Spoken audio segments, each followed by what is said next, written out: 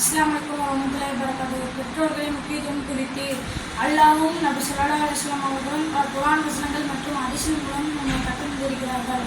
அல்லாஹ் திருமறையில் கூறுகிறான். 17 அத்தியாயம் 21 வசனத்தில், பெற்றோருக்கு உபகாரம் செய்யுங்கள், அவர்களை சீ என்று கூட கூறாதீர்கள், பணிவுடனும் மரியாதையான சொல்லை அவ்விருவர் மீதும் கூறுங்கள்.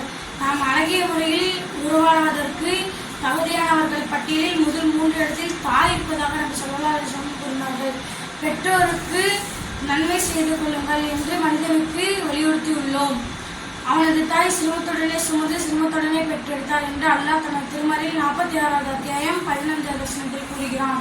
முதுமையடைந்த பெற்றோருக்கு பணிவிடை செய்வதன் மூலம் சொர்க்கம் செல்லாதவர் நாசமாகட்டும் என்று நபி ஸல்லல்லாஹு அலைஹி வஸல்லம் அவர்கள் கூறினார்கள்.